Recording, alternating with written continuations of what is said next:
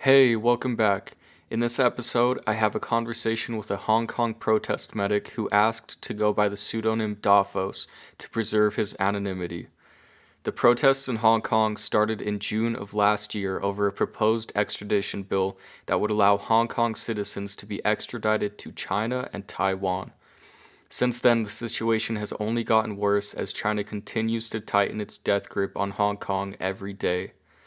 Only a few weeks ago now, China passed a national security law that would essentially allow Hong Kong citizens to be punished for dissent and subversion of China's tyranny.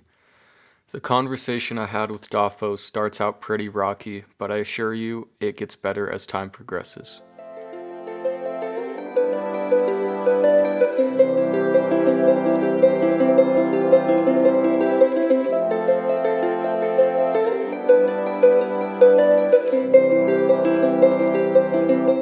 To start, I think we should get everyone up to speed on what's happening in Hong Kong. Do you think you Definitely. could give a summary? I guess it all started last year, in June, when the government of Hong Kong decided to introduce a amendment to our extradition law that would allow criminals to be extradited from Hong Kong to China and Taiwan. Well, and the reasoning behind this was there was this guy who murdered his girlfriend in China. Well, no, not in China, in Hong Kong, no, in Taiwan, and then went to Hong Kong to stay here, and he couldn't get charged for murder because there wasn't an existing extradition law between Hong Kong and Taiwan. Well, a lot of people when they hear this, they would think that okay, yeah, that's kind of normal for a country to for a city to want to have an extradition agreement. But Yeah. the thing is, China wanted the extradition agreement. Oh well, no, our Hong Kong government, because as a city of China, they can't exactly recognize Taiwan as an independent country because for an overwhelming, well, no, well, the central Chinese government still wants people to think that Taiwan is a part of China, and there's a lot of talk about reunifying China with Taiwan and all of that. But the thing is, Taiwan is a fully fledged country, and there's not really that much reason other than I guess nationalism that China wants to reunify with Taiwan. So it's kind of a similar situation that Hong Kong is in right now. Not exactly. Hong Kong is a special administrative region, whereas Taiwan is literally a country. But it's just that Taiwan is the remnants of the government that lost the Civil War back in the late 90s. No, no, the late 1900s, and Oh, it yeah Taiwan is literally a fully fledged country, whereas Hong Kong is just special administrative region that sees more rights than most of the main Chinese mainland. But then okay. China just wants to take Taiwan back because I think it's a matter of national pride and stuff to see another if not just a matter of national pride, but because the Chinese are so scared that their people, if they knew that what Taiwan was really like, they would rebel against the government because China is fully democratized, it's successful, and you can see the success from recently as well through the COVID-19 pandemic. China for the most part at very early on didn't really manage to contain the spread of the virus, whereas Taiwan, on the other hand, has had it mostly under control, and I think it's not yet completely free from it, but there aren't any large problems over there, and and it's being used as an example of the golden standard of pandemic prevention Yeah, in yeah, Asia and definitely. as the world as well. Yeah. So does China control Taiwan then? No, no, not at all. So Taiwan started the extradition law Historically, for Hong Kong, or did China start no. the extradition law? Um, technically our Hong Kong government did, so Oh, Carrie Lam's administration did, but then the way in which the law was written, stating that it will allow both China and Taiwan to have criminals from in Hong Kong sent back to them. The way in which it includes that statement right there, that was oh. problematic for the Hong Kong people. Okay, that The that reason makes being, complete sense. So they can be yeah, extradited to China or Taiwan. no, not for Taiwan, but as well as Taiwan. Yeah. Okay. So like, say you committed a crime in China. Well, no, this law means that if you committed a crime in China or in mainland China or in Taiwan, you can get extradited from Hong Kong to those two countries. The problem that the people had with that bill, with that amendment bill, was a part that allowed criminals to be sent back to China. Because the problem is, even though Taiwan has a fully fledged and as far as I know, a very fair and democratic system of government, as well as a justice system that actually is is fair and unbiased. China doesn't. China doesn't. So Yeah. if the Chinese government says, "Oh, this guy, that guy's a criminal under mainland Chinese law," then the Hong Kong government has to comply because there is an existing extradition bill between them. Yeah, If the so bill went through. essentially Hong Kong would have to abide by Chinese law. The Hong Kong citizens. Not exactly, but that's kind of the spirit. Yeah, like Because that's kind of what sparked the initial anger and started the protests. not only that, that's like the immediate cause, but there have also been a lot of instances in the past where Hong Kong booksellers that sell books that are critical about mainland Chinese leadership as well as about mainland China in general, in particular, our great leader Xi Jinping, they have been kidnapped and sent to mainland China and forced a confession out of them They've been kidnapped. in Hong Kong and sent to mainland China. So you said these were just writers, like they would write books that were critical of I don't China. think some of them wrote books, but most of them just sold them. I'm gonna actually look up the exact name. Oh, so they didn't even write these books; they were just selling the Some books. of them did. Some of them did. It's actually closely tied to this one bookstore in Causeway Bay called Causeway Bay Books. Very self-explanatory name. And I think there were 5 of the staff members that worked for that bookstore were just disappeared. And one of them, I think, Lam Wing Ki, was, I think, forced a confession out of him on Chinese television for some arbitrary law or something. And there was also a more recent example. Last year, 2019, a Hong Kong citizen that worked for the British consulate in Hong Kong was kidnapped, and well, no, not kidnapped, but while he was going to China during the protest, I think that was during the height of the protest. When he went to China for a business trip, he couldn't come back and was detained and reportedly tortured and stuff, and he was forced a confession out of him for I don't know, prostitution or something, or is it just some really ridiculous arbitrary charge? Oh my god! Yeah, So I didn't even know that. I knew about the extradition law and stuff like that, but I didn't know they were in the process of kidnapping people and forcing them to confess things.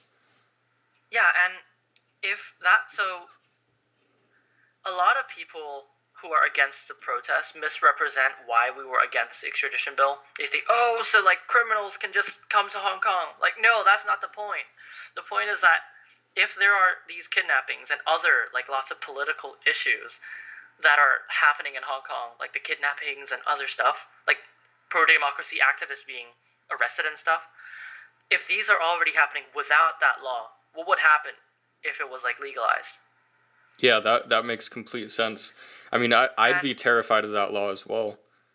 It really, how do I put it?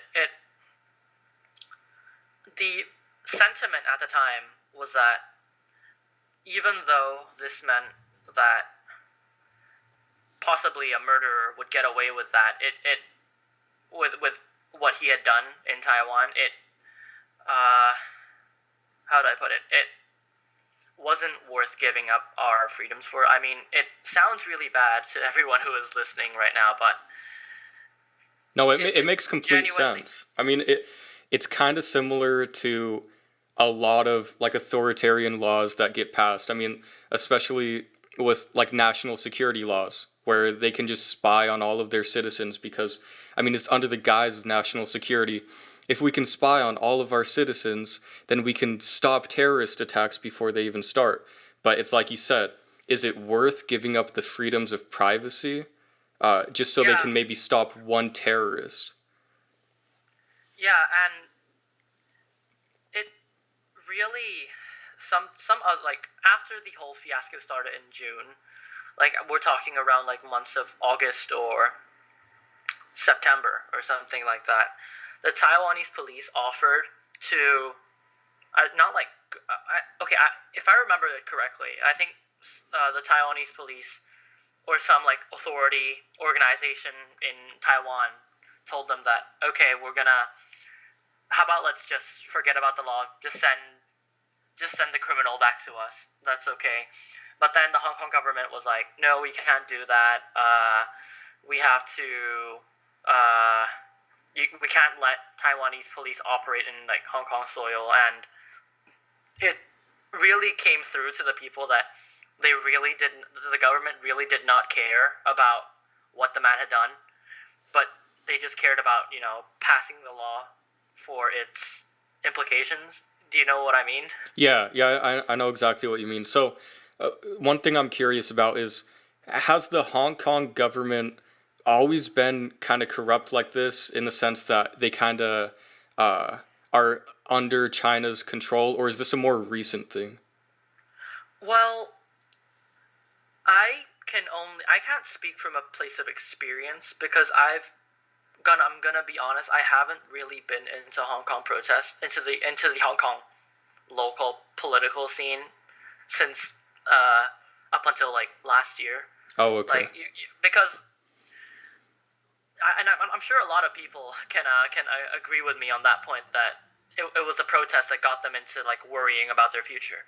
But as far as how the Hong Kong government has acted, uh, you can say that there's always been like an overarching uh, fear, but it was fairly muted until the events of last year.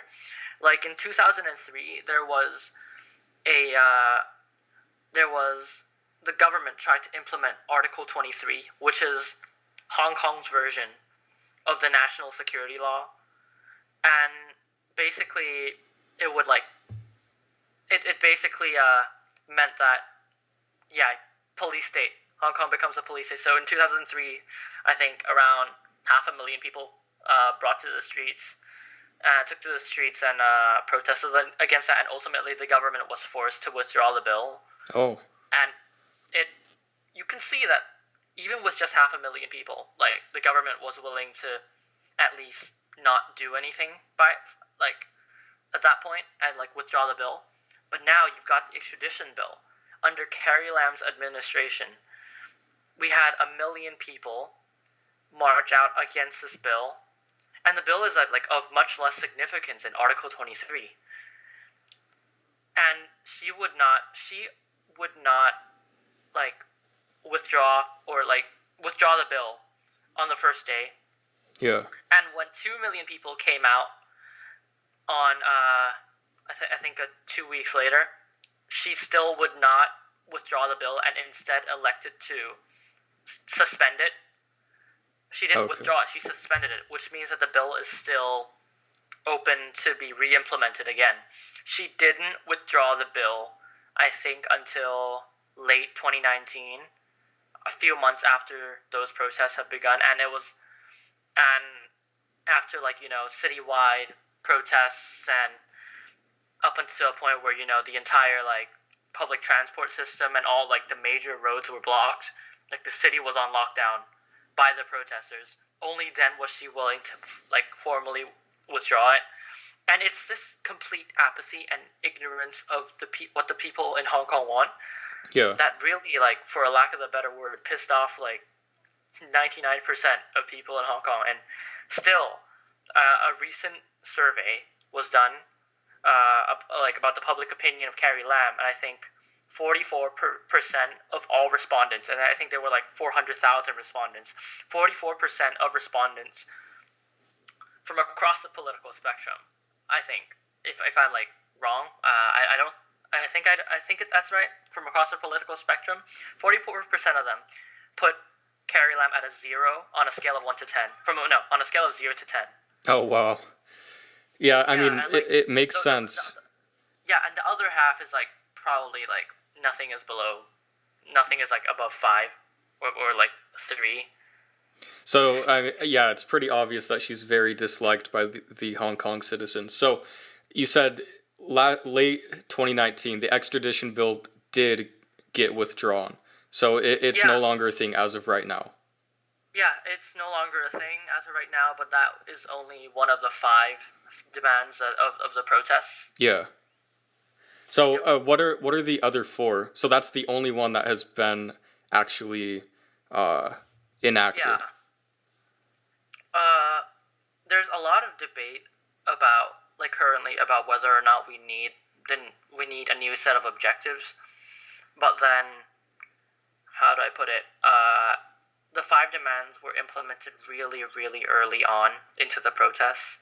I think it was immediately after the 12th of June, when that day it was like the protest at Admiralty out was deemed a riot, and then people came out and decided that we have these 5 demands for the government, and that was like when we were still kind of naive, believing the government would actually do something Yeah. So, about them. real quick, what exactly are the five demands? Just for the people who don't even know. Oh, okay. So the 5 demands. Okay, so the first is amnesty for all arrested protesters, the retraction of the classification of classifying that day as a riot. Uh, let's see, the withdrawal of the extradition bill, and then we got implementation of universal suffrage in Hong Kong, and also an independent inquiry into police brutality. Okay. And so those, I think, are like reasonable, like, goals and demands, but only one has so far been implemented, and that was like by large seen by citizens as just like a PR stunt, because it Yeah. was done so far after the fact that it seemed like it was just a tool to like calm the people down. Yeah, I mean, like you said, in 2003, only 500,000 had to march, and then they withdrew the bill. But it seems like now it's much harder for you guys to stop them from implementing something. Yeah, the influence of China really is shining through it, like, a lot more than ever in the past few months, and the threat, like, for any Hong Kong citizen you can ask, the threat of China, and knowing that our democracy, or like democracy in quotes, has an expiration date on it, which is like 2047. Like, that fear has always been looming over our heads, but because of how, I suppose, distracted we are with everything else, it never really got to us until recently, and where the fear is like, it's there, definitely Yeah. there, because yeah. So, another thing I'm curious about is, are there any Hong Kong citizens that are actually okay with the China takeover, or is it kind of unanimously that everyone is very Definitely, worried about it? definitely not unanimous. There are lots of people who are very supportive of the government's actions, like those die-hard supporters. We call them blue ribbons. The people who's in Hong Kong, there are like 2 classifications of citizens, if you can put it that way. There are the yellow ribbons and the blue ribbons, and those mostly stem from the 2014 movement, the umbrella movement, where the blue ribbons support the police and yellow ribbons support the protesters. And the blue ribbons usually are people who are usually older. They prioritize stability after stability more than anything else. They're really supportive of the central government's actions. They call the protesters rioters, and some even go as far as to taking down our protest Lenin walls, like the walls that we put a lot of posters on. They take them down, or even like random stabbings of Damn. protesters. That's really surprising. So most of the protesters are young people, like kids who are probably in college, right? I wouldn't say that. I guess maybe like a majority, but there are definitely a lot of people who aren't young who support the protests. Okay, but most of the people who are against it are older people, is what you said? Yeah. Very rarely do you find a young person who is a blue ribbon. That's kind of surprising because, I mean, obviously these old people, they've lived their entire lives, and I mean, they've lived with this democracy. So I'm surprised that they would be kind of supportive to see some of their freedoms go away. They don't really care much for these values, I suppose. They only really care about the what the protests, like the short-term impacts of the protests, such as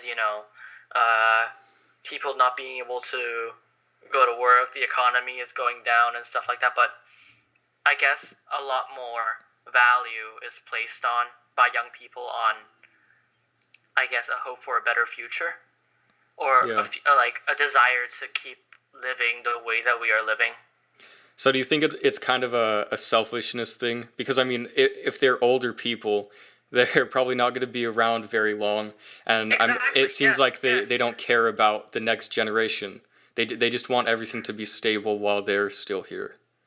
Exactly. That's how a lot of people feel like they're thinking, because think about it. When 2047, well, it doesn't. It probably won't even have to be 2047 before our freedoms are taken away with the pace that the government is taking right now. But 2047, when the Sino-British Joint Declaration expires, most of the protesters will be middle-aged, and and we're gonna have to bear the brunt of having to find jobs while having to live our adult lives under like the oppression of the CCP government, whereas most of the people who are supportive of the government now will probably not be around by then.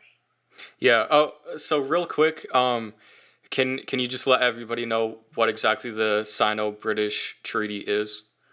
So basically,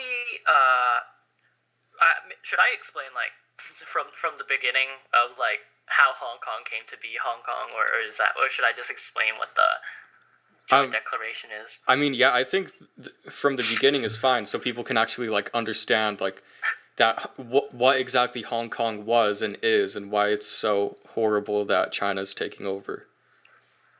Okay, so Hong Kong started off as a remote fishing island off the coast of China, and through a series of wars that involved a lot of opium, the British, kind of unfairly at the time, made China hand over this island so that they could trade with them.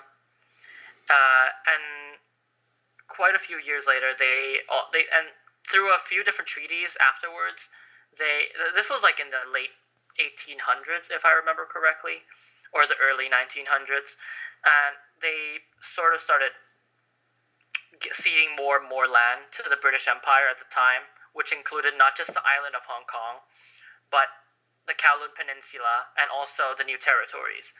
And so for for 100 years and a bit more, I think well no, the new territories, which is the area that is closest to China, was supposed to have an expiration date of 99 years until it was supposed to be given back to China. But then Hong Kong Island and Kowloon, they're the places that were on loan indefinitely to China. So when 99 years was up, or nearing its end, Margaret Thatcher, who was then Prime Minister of England, and I forgot who was the Premier of China at the time. Pardon my lack of historical knowledge. Oh no, it's okay. They just decided that it doesn't really make sense if we were only gonna give the new territories back to China, since it's so integrated into Hong Kong already. So why not? At the time, there was a trend of decolonization by lots of world empires. Let's just give the entire Hong Kong as a city back to China. And so there were lots of concerns by different people as to if China's authoritarian, it's communist, and Hong Kong at the time was an extension of the British Empire. How are they gonna mix very well? And so before 1997, the Premier of China and Margaret Thatcher, they drafted an agreement saying, which was the Sino-British Declaration, that Hong Kong will have to keep its way of life unchanged, period, for 50 years, beginning on 1997. So this was essentially what the Sino-British Joint Declaration was, which is an agreement to keep Hong Kong in a one country, two system sort of way, with democracy, human rights, and stuff for 50 years.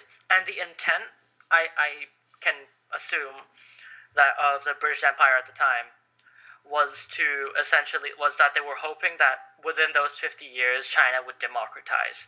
Yeah. But as we all know, they've sort of went to the extreme of the authoritarianism. They haven't really done any democratization, which is why the Joint Declaration is kind of under attack now. Yeah, definitely. They were expecting China to follow in Hong Kong's footsteps, but now it's the opposite. It seems like Hong Kong is becoming more like China.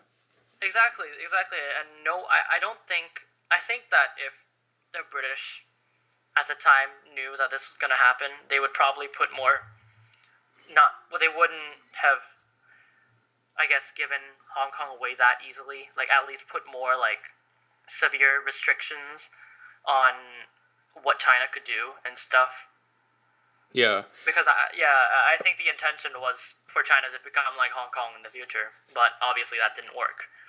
And so, it was for 50 years, and so on July 1st, I think, if I remember correctly, I'm probably misquoting a lot of information here, but it's around that. I think July 1st of 1997, Hong Kong was handed back to China, and the British left, and that's the gist of how Hong Kong became Hong Kong. All right. So another thing that I was gonna address is you are part of a medical team for these protests. You are essentially just there to help people. So how did this medical team come to be, and what are some of the things you guys do during these protests? So it's kind of funny. You can see a lot of Hong Kong protesters. Well, no, the international community. They always point to oh wow, look at that, Hong Kong or protesters are so organized in their protest techniques and all, and especially now with the American protests going on at the same time, they've taken to copying a lot of our techniques. But on the early days of the movement, it was definitely not as united as you see now. The coordination of first aiders at the time, at least for my team. Well, no, at least for my team, there was an ad put on Instagram saying, okay, on the 12th of June, we're gonna need people are gonna surround LegCo, which is the Legislative Council, to prevent the passing of the bill. So we're gonna need first aid squads with us, and we're gonna or anyone with like a valid first aid license, show up here and join this group chat and whatever. And then we had like a first aid station that day, and like we had different teams, and we were just patrolling and stuff. And it was like peaceful. It was like nothing like you see in like the violence of the recent Hong Kong protests, and it kind of makes me like kind of want to laugh at how peaceful things were back then compared to now.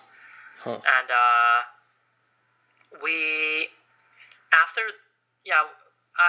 that's like my first experience as a first aider for the protests. I was like always really, I suppose, interested in medicine. I took my first aid class like when I was really young, and since my mother wanted me to become a doctor, like all Asian parents do, and so I attend a lot of like medical lectures and trauma courses, and because I had those qualifications, I thought I would contribute to the movement the best through applying my skills as a first aider in that context. Okay. Yeah. So when you say you're a part of a medical team, are there like different medical teams that kind of stick together as groups, or is it just like the medical team of the protesters? Because our protest movement is relatively leaderless, so is the medical scene in Hong Kong is also leaderless. There is no like central, organization that governs what first aiders can and can't do, or what they should and shouldn't do.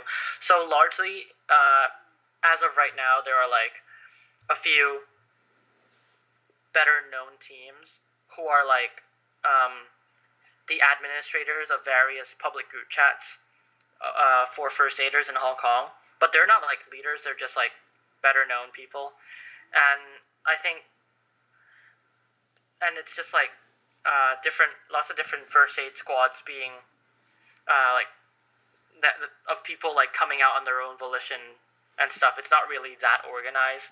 Okay. Amongst different teams, but it's like organized within the teams. Like we have we have contacts with people who support protests and stuff, and they'll like donate money for us to buy supplies. We have like a designated group of people who drive us to the scene, so we don't have to use public transportation because it's not that safe to be like carrying all the stuff with us during the protest. Like, yeah, I think you keep breaking up a little. Hi. Let's take a little break and get this sorted out. Sure. Okay, so what was it you were saying? Like I don't know where I got cut off, so. So you were explaining how like you guys have these people that drive you to the protests because public transport is kind of dangerous. Unsafe. Yeah.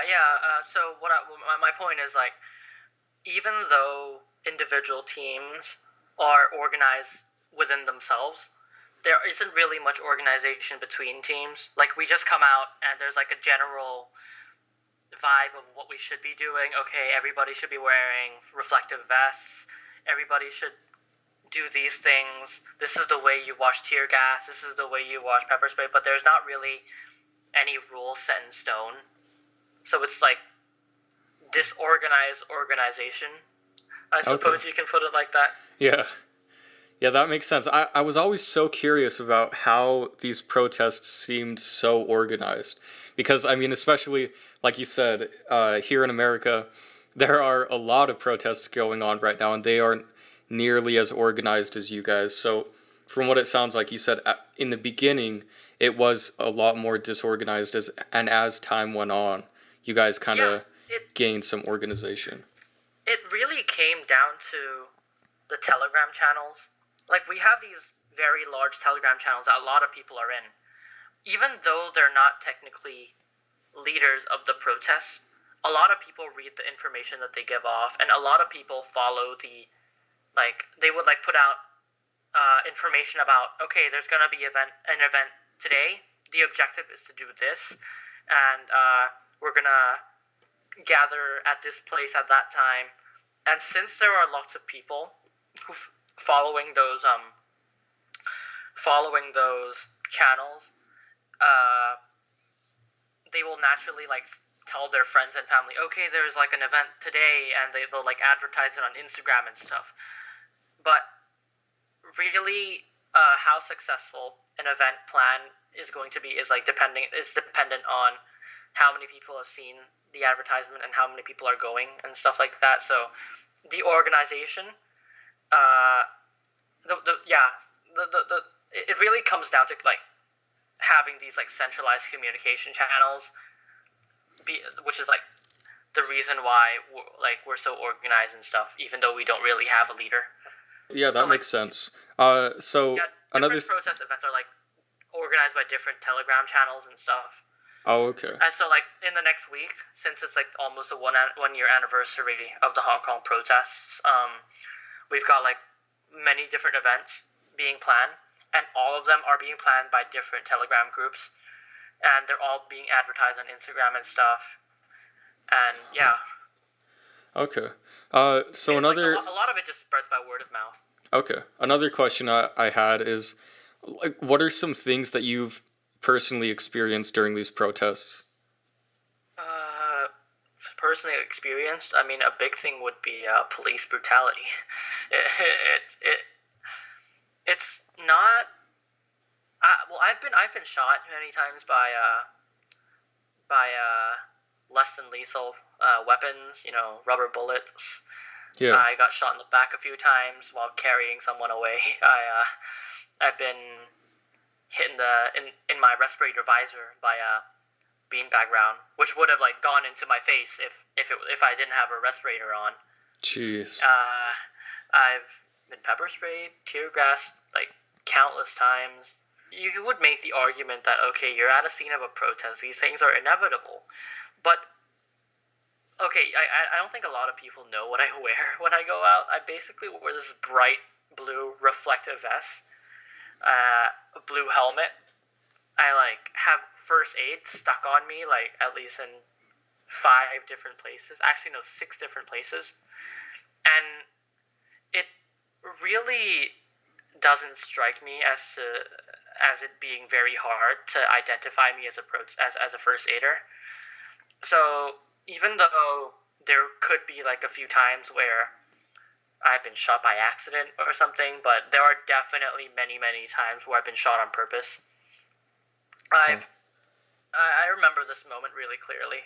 We were in a place called Mongkok, and there was this street where the police were like I think 3 police officers, riot officers, were stationed on the corner of the street, and we were trying to get from one side of a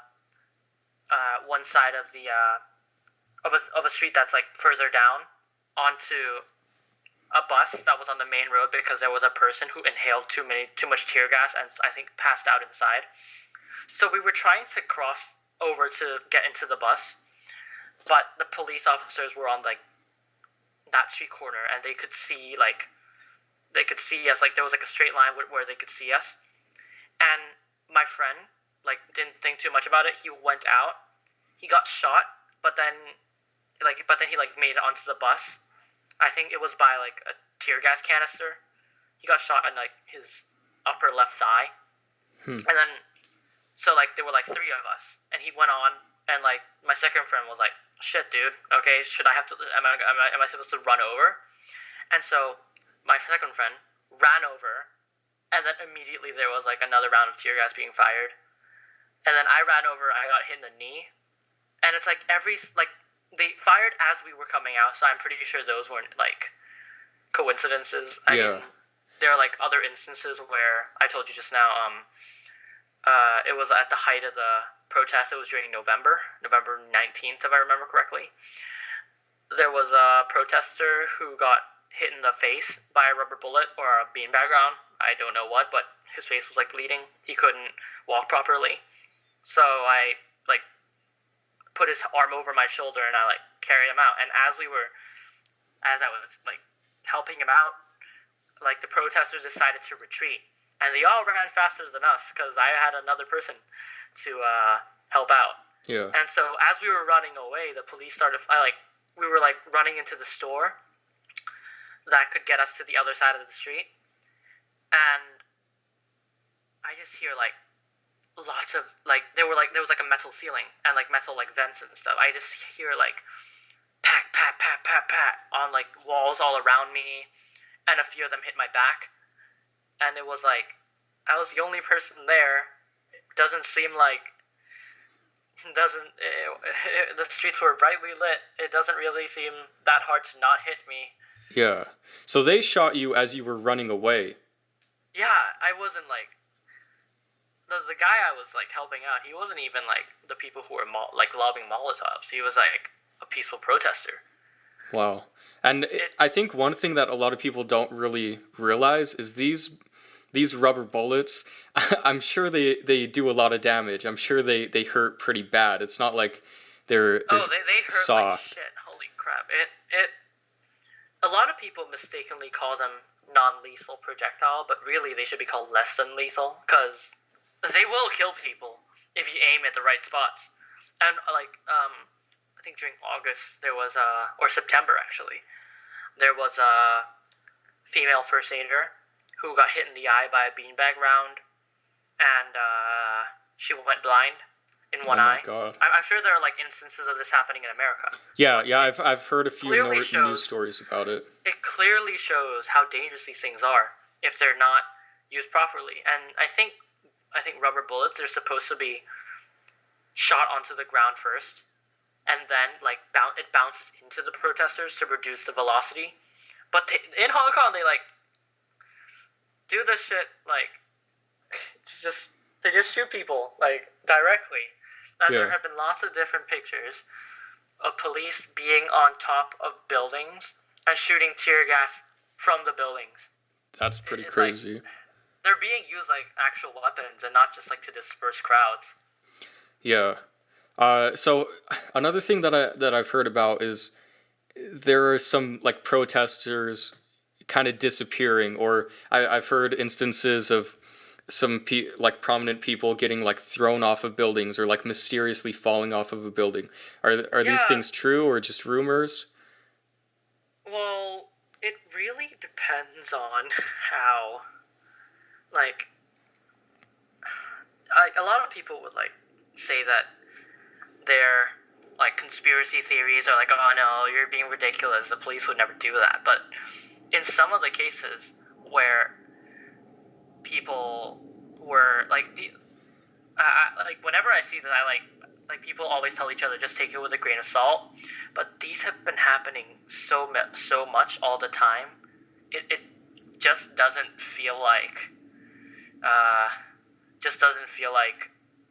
a coincidence. It's like there are guys who fall and corpses who fall, but there's like zero blood, and there are like videos of people who are like there's like screaming in the middle of the night, and like the next morning there's a dead body, and Jesus.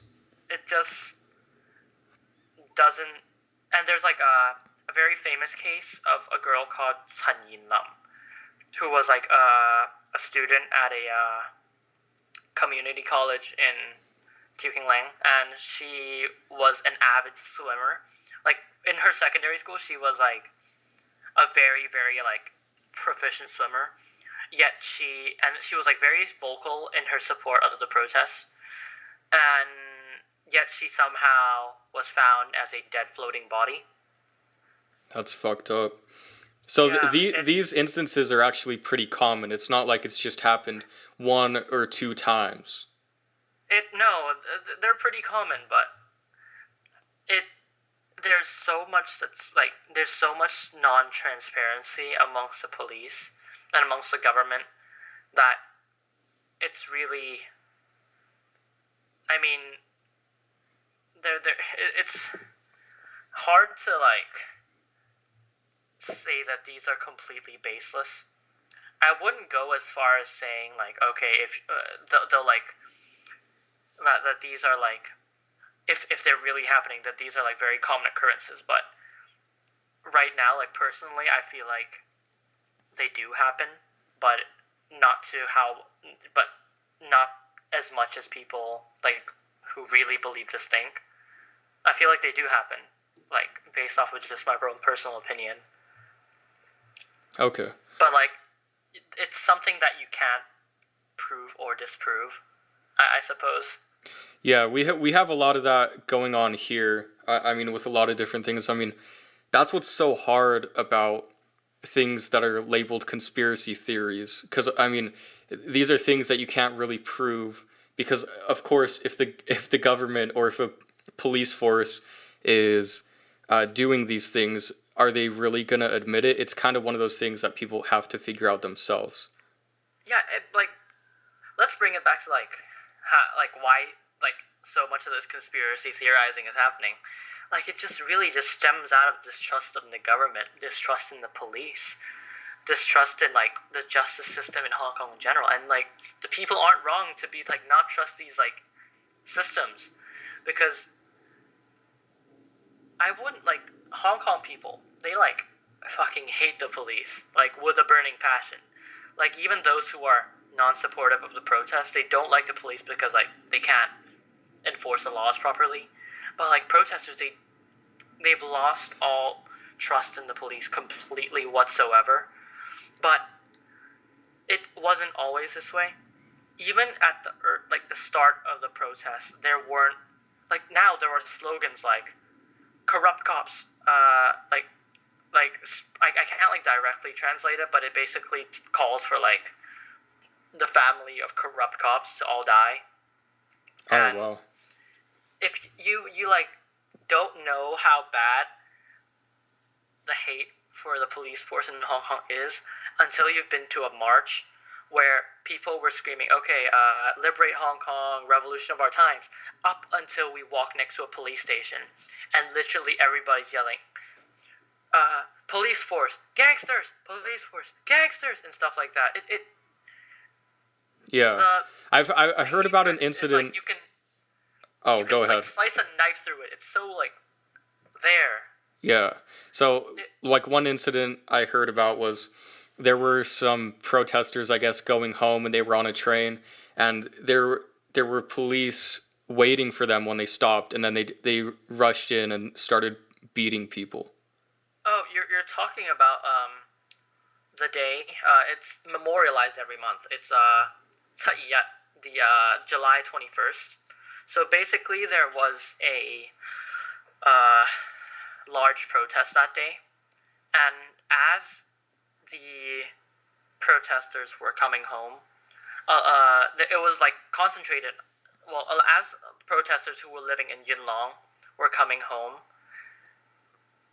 uh, there were suddenly a lot of these white-shirted triad members. Well, we can assume that they're triad members. It's like not officially proven, but there is like evidence pointing towards the fact that they are triad members. Like, of course, the police won't do anything about it, but yeah, that's besides the point. There were like hundreds of like these white-shirted triad members gathering outside Yunlong Station, and then suddenly they like rushed in and started beating people, and then like indiscriminately. If you were like, I think there was like a report of a pregnant woman being beat, Oh my and god. like if you're wearing like a white, if you're wearing a black shirt, you got like beat even harder because you know black is like the color that protesters wear, and they like ran into the concourse of the subway station. They ran onto the platforms. Like all the protesters were like holed up inside the carriages, and they just came in and started beating everyone. And then the MTR station dropped the gates to like not let anyone in anymore. And then there's this very famous video of like I think around 20 of these white shirted triad members, like all lifting up the gate, and there's like people like in front of them, and they just started like beating them or like stuff. And I would say that that was the point where 90% of all protesters lost faith in the police because there's so much evidence that night. I am like completely certain of this. There's so much evidence that night that the police had colluded with the triad members to maybe it was to like instigate like, oh, This is a society. This is what happens to society if there's no police kind of situation. Because there was video evidence that two police officers who were armed at the time, as the beatings were happening, they like left the station, and then as the beatings were happening, the protesters started sending people to, because the 99, like when you called the emergency hotline, they would come back and tell you, oh, we know that this is happening, and there was like, and the police are on it, but they never came, and Wow. someone called them and were told, if you're so scared, then don't go out. It was just such a condescending tone. Like, this is like borderline a terrorist attack happening. Yeah, that's absolutely despicable. I mean, Yeah, and then protesters sent their friends, sent their families to the police stations to like make a case there and tell them to like, come on, get the fuck off your asses. Something's happening there. And the police shut the door on them. They dropped the metal gates and shut the door on them. And that's unbelievable. I remember that night, like how, like what kind of world are we living in? It was just like the police force is supposed to protect you, and like the insanity doesn't end there. 39 minutes later, the police arrived, and by that time, the triad members, like a large majority of them left, but a lot were still on the scene. As the police pulled up, a lot of tribe members were running in the same direction they came, with sticks in their hands, and they were pulling up. They got off the car. Some even brushed shoulders with them. No arrests were made. And it was so ridiculous when they went to the station. Like the tribe members would like run past them, and the police wouldn't even bat an eye at them. There was even a video of a police officer patting the shoulder of a triad member with like two triad members who both had like lengths of rebar in their hands, steel rebar. Jesus. So, one thing I've been wondering about these police officers, do you think they are actually from mainland China? Do you think they're a part of the CCP, or do you think they are just Hong Kong citizens? Why are they so despicable towards Hong Kong citizens? I feel like I don't know exactly. I feel like there is some, like, this is like, I wouldn't say it's like baseless. There is like some circumstantial evidence that points towards this being a fact, but then I would say that there, at the height of the protest, there were definitely a few, like, I guess some protest, like some riot officer teams were probably from mainland China, but for the most part, I think it's just because of, I guess, such a rift being driven in between the protesters and the police that they like began demonizing each other. Yeah, I could see that. They're doing justice for Hong Kong, and the protesters think the same. And of course, as a protester, I know that one side is right and the other is wrong, but the police think that they're heroes.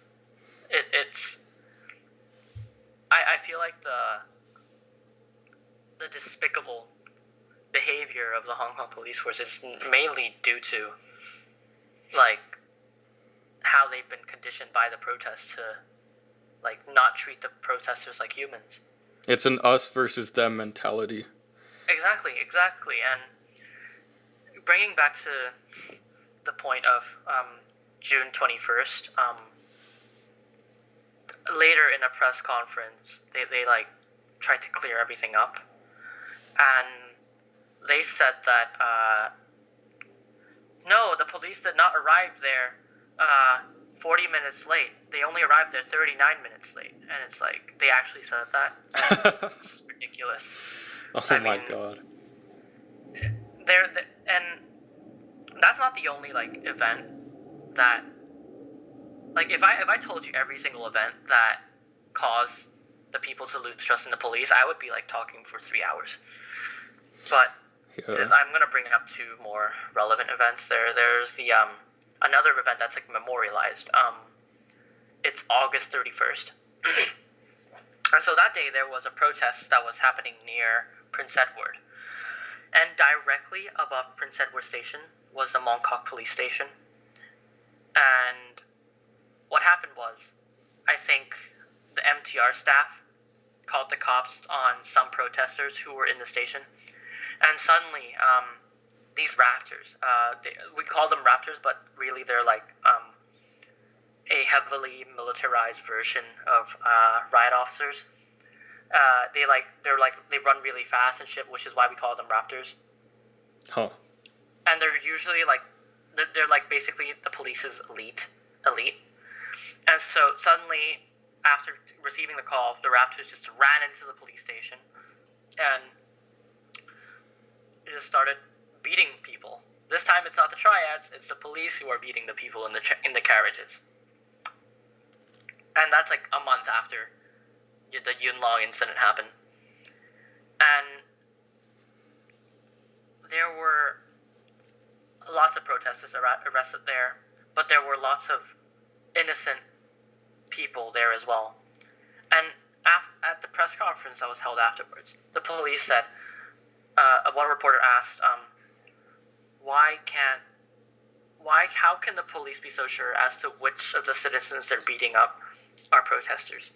And like, it's not just like a tackle and an arrest. They're literally getting their batons. They're like a very famous scene, image of 3 people cowering in a corner, and there were like 5 of these officers just beating them with their police batons. Yeah. And they justified that by saying they knew that they were protesters and stuff, and like, even though they were protesters, did you have to do that? Yeah, it is really absolutely horrible. Disgusting. It is horrible.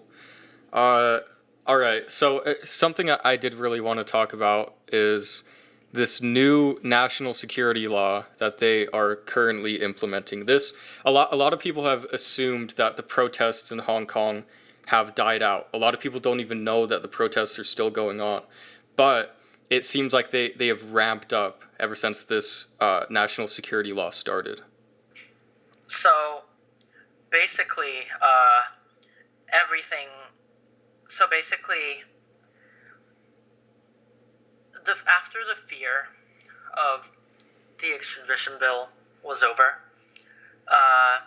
people started to fear that Article 23, the bill that was protested against in 2003, was going to be implemented. And so a lot of people were like, okay, we got to prepare for it. We got to train ourselves up. We got to resist it at all costs. And they assumed that how the Hong Kong government was going to try and pass it through the regular means, through LegCo and stuff. But suddenly, 2 weeks ago, the Chinese government made an announcement and said that the central Chinese government was going to bypass Hong Kong's local legislative system, completely violating our constitution, and implement the national security law directly from Beijing. So there was no even resistance. There is no resistance to it. And I think last week, the lawmaking body, if you can call it that, of China unanimously passed the bill 2,000 to 1, like 2,000 something to 1, and like the one person that was against it, like a lot of people are joking that it's just to create the illusion of a democracy there. Like, yeah. Oh, you can be against it, but people don't because they love China and stuff like that. But yeah, it's absolutely rigged.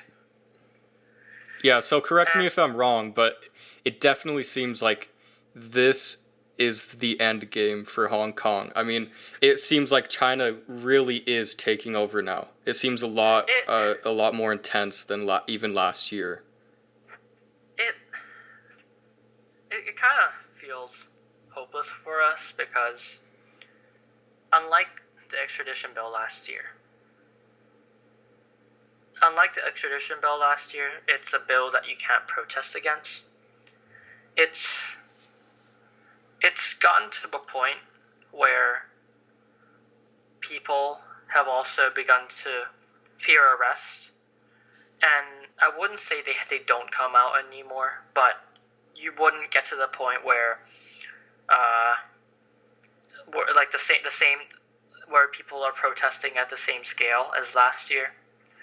Because last year, like the 2 million people march, that's like 2/7 of our population. That included like old people, like children, people who are disabled. But now when you go to a protest, you like if you're like one of those kinds of people, you can't get out. It's like dangerous for you. Oh, so the coronavirus has kind of stunted these recent protests. Yeah, not just coronavirus, but the scale of danger has raised a lot, and a lot of people who can't risk arrest or will be severely injured if they were at the scene have decided to not come out. And so even if we could protest against it, it would only be, I think, 70% of what we had last year. And but we can't even protest against it now, so it just kind of feels like our way of life is about to drastically change by the end of the month. And we can't do anything about it, so it's really been feeling like it's kind of futile, so yeah. Yeah, I mean, I honestly at this point I would probably be feeling the same way, and that kind of makes me wonder, what are you planning on doing? Do you think you want to stay and fight this, or are you planning on leaving the country? I will not leave. I won't leave until Hong Kong has been liberated. It's a sentiment that's shared by a lot of people. We're really glad the international community has, to some extent, stepped up, and provided us with an escape route, especially England, Britain, the United Kingdom. Sorry, I Yeah. forgot the word. Yeah, I always get mixed up too. They provided 3 million of us who have the British national overseas passports, along with their relatives, to be able to reside in Britain and like I think with visa, and then like if they could work there and live there, and that would provide a pathway to citizenship. And it's nice knowing that there's a lifeboat there, but for most of the protesters, we won't leave until Hong Kong has been liberated. And yeah, we know that this war, even though China has already pulled its trump card, literally not even 1 year into our protests, we know that this isn't like a sprint, but like the longest marathon of our lives. So we're hoping that we're going to be able to do something about it, and everything will work out fine in the end. So, what do you think would have to happen for Hong Kong to maintain its autonomy and freedom? A lot of international action, and not just condemnations, but lots of international action that would affect the economy of China. And I don't think we're gonna get a lot of that. I don't know. I don't feel too hopeful about that, but I feel like China would have to feel the hurt for Hong Kong autonomy to actually ever become a thing.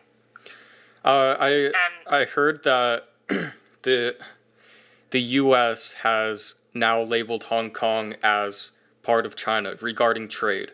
Do you think that will hurt China, or do you think that was kind of a minuscule attempt to attack China? Well, you see, because of the ongoing trade wars, the U.S. has imposed a lot of sanctions on China, but Hong Kong is exempt from those sanctions because it's seen as different to China. And so what the result of that is that China, a lot of its like trading happens through Hong Kong. So without this legal loophole that China used to have, Hong Kong, like China won't, like the economy won't be doing as good as it did before. Let's just put it that way. And sure, Hong Kong will feel a lot of the hits for the economy, but from the beginning of our protest, we knew that we won't see real change unless there was sacrifice on our behalf. Yeah. And if it means that we'll eventually see an independent Hong Kong, we're willing to take hits. And so, like, Yeah, a lot I of think people that's a were good thing. pretty happy when the U.S. announced its decision. Okay, yeah, because a lot of people over here, well, I wouldn't say a lot of people don't even know about the current situation in Hong Kong, but some people I've heard are kind of saying that this attempt by the US was kind of futile, like it didn't really do anything. But from what you're saying, it seems like Hong Kong does think of it as something that will help. Yeah, we've gone to the point of like humorous self-deprecation to the point where we know that all the protesting we're gonna do will like probably not matter that much. So a lot of people have adopted the idea of phoenixism. In Cantonese, we have like a word for it, lam tao, which is hugging which basically means hugging you as we crash. So like you burn, we burn, you burn with us. Yeah. We've accepted that that's the only way that we're ever gonna do anything like concrete about Hong Kong. Do you think the violence is going to ramp up? Do you think an event like Tiananmen Square could happen again? That's not outside the realm of possibility, but I feel like the protests will kick back up, especially with the events, like the 1 year anniversary coming up and all. But to the scale of Tiananmen Square, probably not within these few months. Maybe like somewhere down the line. I wouldn't say that it won't happen, but just not in the near future. I'm not sure though. Okay. There have already been a lot of instances where the PLA army have stepped in to Hong Kong affairs. There was one time in November where the PLA started clearing roadblocks in their area, and there was also instances where the PLA have gathered a large contingent of army vehicles and like soldiers on the border of Hong Kong. Is the PLA China's military? Yeah, the People's Liberation Army. Sorry, I didn't make that clear. Oh, no problem. And really quick, I think we should clear up for anybody that doesn't know what exactly is the Tiananmen Square massacre. It was basically seen as China's most prominent democratic movement. It was primarily a student-led movement. It was it happened actually 31 years ago today. So the 4th of June 1989. So a bunch of student protesters, were trying to protest against corrupted officials, the authoritarian regime in China that was like at the time, and they were advocating for democracy. They wanted a reformed China, but Chinese authority didn't want that, so they sent in the PLA and basically killed the protesters. There were lots of reports. There's a very famous video online of the BBC doing a news report there, and it's pure chaos. You got people like bleeding to death. There are injuries sustained where protesters have had their hearts punctured, stabbed through from the back with a bayonet.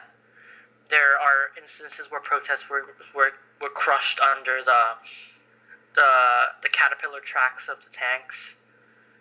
Like, the army went crazy with their weapons and stuff, and it was a massacre, and it's an event that China is censoring from their population. They don't want their citizens to know that it's happening.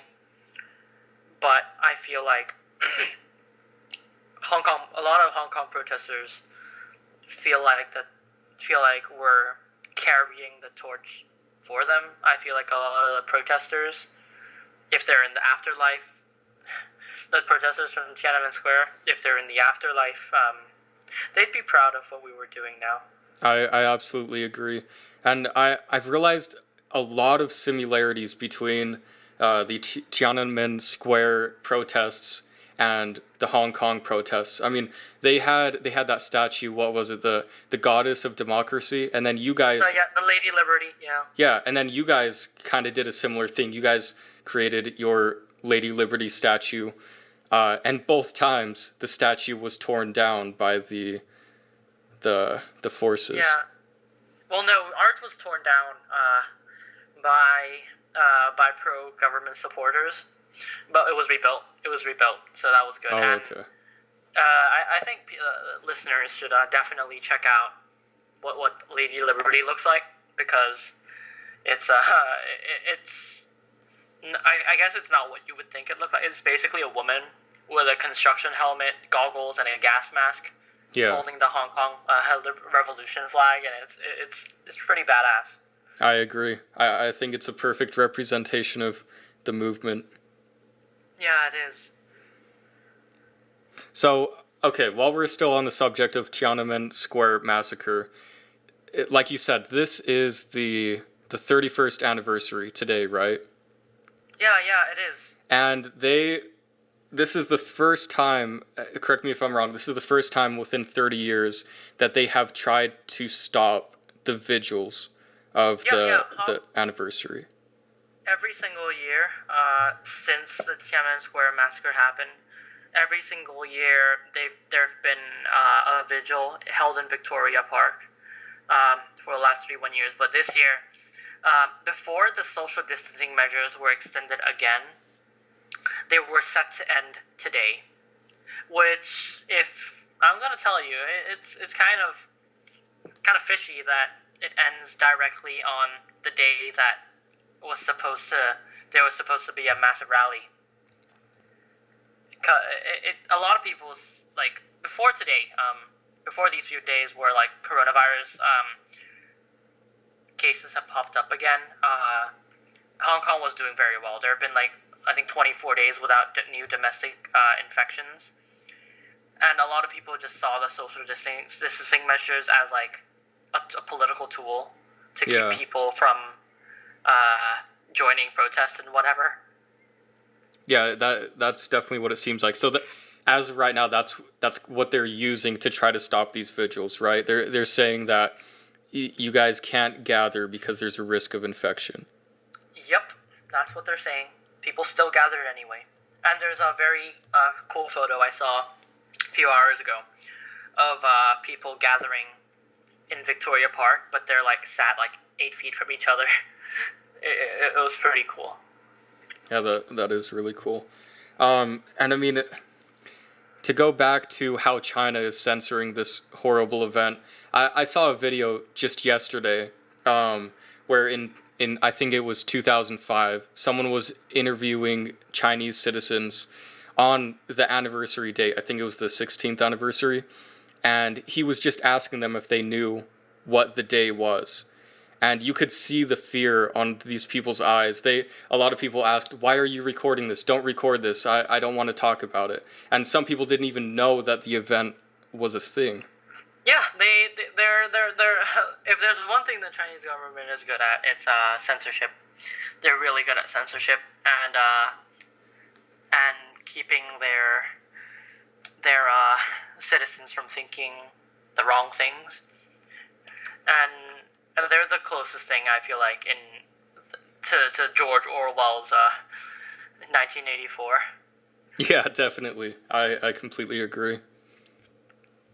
It's kind of terrifying how well they've done their censorship, and it's exactly this fear that is making me feel hopeless about not my future, but life under communist China.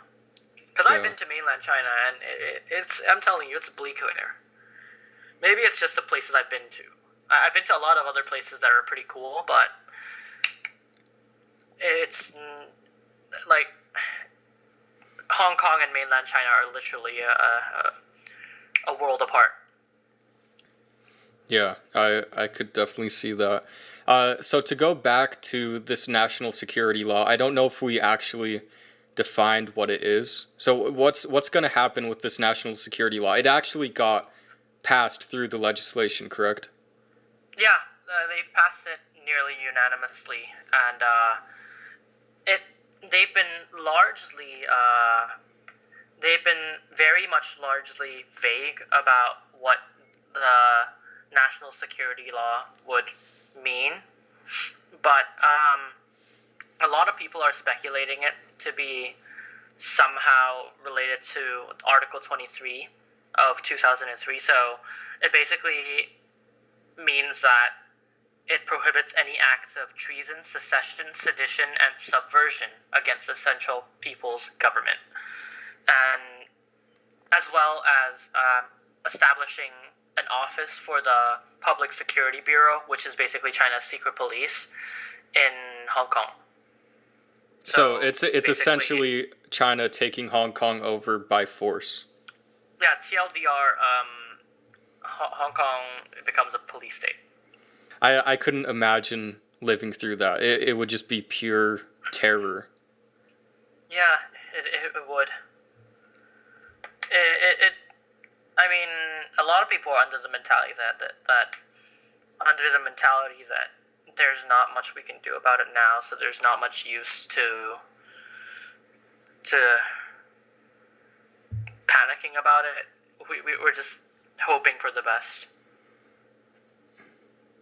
So I know you said that for you guys to win and to maintain independence and autonomy, you guys would need help from like other countries.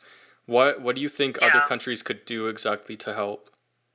Well, they really need to stop putting economic benefits over human rights and expose China as the authoritative, immoral, and absolutely evil regime that it is. I mean, there's the Chinese culture and Chinese history and the Chinese people. Like, the Chinese people.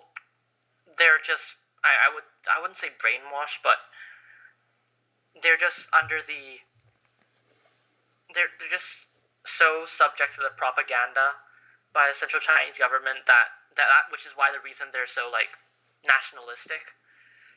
But I wouldn't say that they're the enemy. The international community really needs to see the Chinese government as what it is. Yeah, I agree. Sanction them and basically make China feel just basically make them hurt them. Yes, hurt them. And the best way to hurt them is their money. Sanctions, probably. I don't know. I think it's really time to boycott China because I mean, especially a lot of U.S. businesses have operations in China. Everything is made in China. Like if you look at almost anything here in the U.S., there's a little there's a little note on it that says it's made in China. I think that needs to fucking stop. Yeah. There's a subreddit called r/boycott China, and it lists all I think a long list of products that you can use that are alternative to Chinese made. Because China's, as far as I know, China's economy largely relies on their production sector, their production industry. So if we can, I guess, if we can have countries and corporations stop relying on China as a producer, then their economy would collapse, hopefully. Yeah. And I guess the hard part is just convincing these companies to actually go along with it. Like I remember last year, when the world was really looking at Hong Kong and looking at these protests, there were some certain U.S. companies or some people within the companies that stood with the Hong Kong protesters, and the companies kind of censored them. Because these companies here, they really bow down to China, they won't even allow their employees to voice dissent towards China. Yeah, yeah. There's like a famous example from the game company Blizzard. There Yeah. was a Hong Kong a supporter of the Hong Kong protests who competed in one of their game tournaments, and during the live stream, he put on a helmet, ski goggles, and a respirator during the game to just voice his support on the Hong Kong protests, and I think he got how do I put it? He got disqualified, and even though he won, his prize money got rescinded. Like later, after so much public outcry, it was given back to him. But it really shows how a lot of large corporations are, I suppose, under the control of China. Yeah. It is really sad to see. Yeah, it is. All right. Well, it seems like we're kind of starting to run out of things to talk about here. Is there is there anything that you think people should know? Is there anything else that you want to talk about? Let's see. I guess with the American protests that are going on right now, a lot of we feel for the protesters on the ground. We really do. We know how police brutality feels like, so it's very heartwarming to see people standing up against people who abuse their powers that the people have given to them.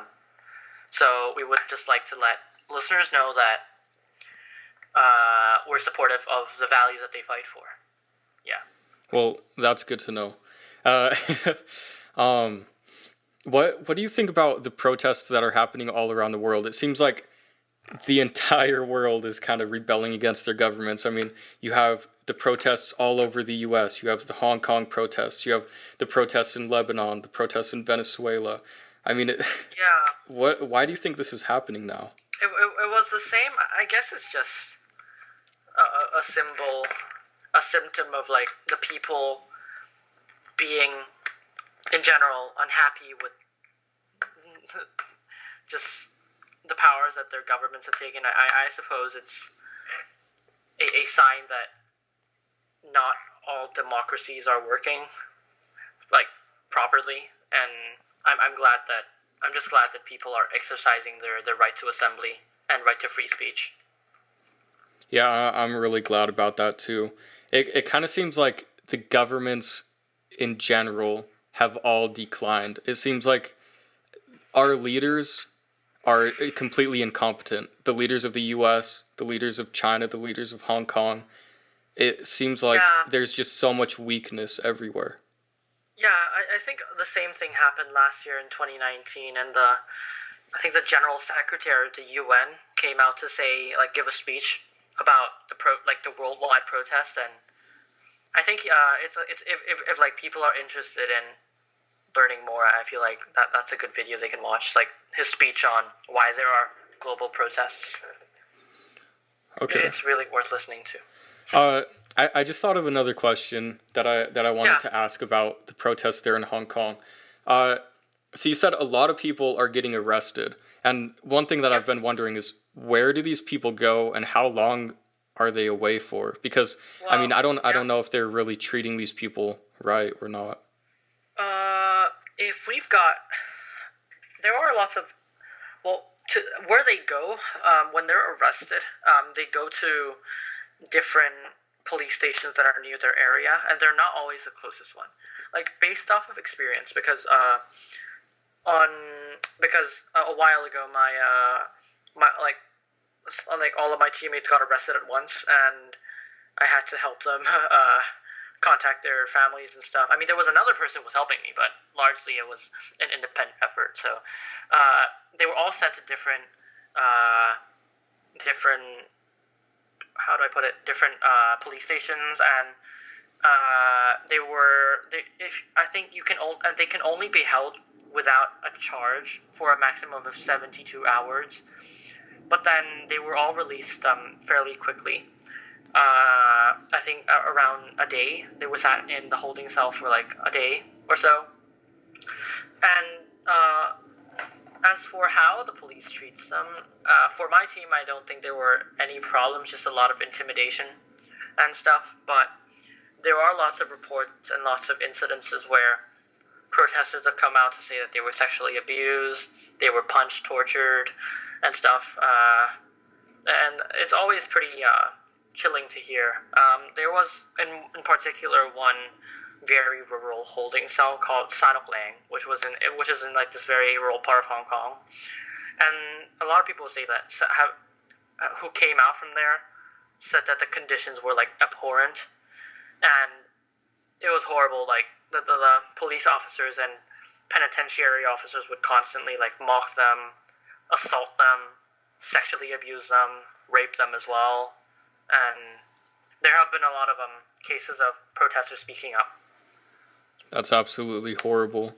I just really hope this all gets better. I mean, it, like you said, it really does feel hopeless at times, because I mean it's Hong Kong against China, one of the world's superpowers. But I do believe in the good of humanity. I do believe that at the very bottom of humanity, it is good. And so. Yeah, I try to hold out hope as well. Because I feel like the main place we're gonna get our support from would probably be the U.S. And I don't think that the U.S. would be doing it out of the good of their hearts. Probably just to for like fighting against China. Yeah. And we're just being used as a chess piece on like a grand like Second Cold War chess game.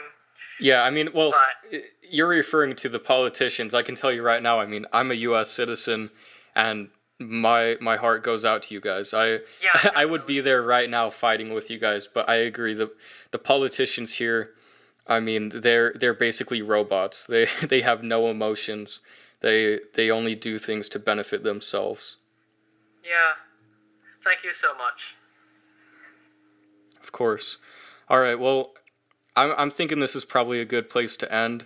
It was really great having you come on the podcast and talking to you.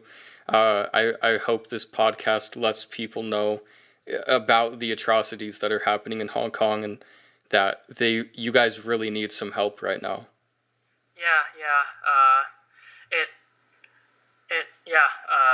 Thank you.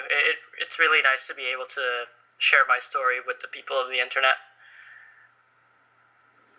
And I hope it pushes you to like, I guess, think more about the subject, maybe even help out. If people are willing to help out, there are lots of different organizations that you can donate to. I mean, there's always the option of writing to your representatives in the government, and a lot of the times it has been proven to be effective. Like a few, I think, of the U.S. senators and congressmen have come down to Hong Kong, I think, last year, and they were the reasons why the Hong Kong Human Rights and Democracy Act was passed, and that was really all thanks to all the U.S. citizens who were supporting us through our endeavors to fight for our freedom and our human rights. Yeah, definitely. And one of the main reasons I wanted to do this podcast is, like I said, a lot of people, like especially here in America, don't even know that the protests are still happening, and they don't even know that China is currently tightening their grip on Hong Kong every single day. So I think now more than ever, it's important for us to do everything that we possibly can to help you guys. Yeah, definitely. Thank you. Of course. All right, well, it was great talking to you. I hope everything works out for you guys, and we'll definitely stay in touch. Yeah, thank you so much for inviting me on. Of course. All right, bye. All right, bye-bye.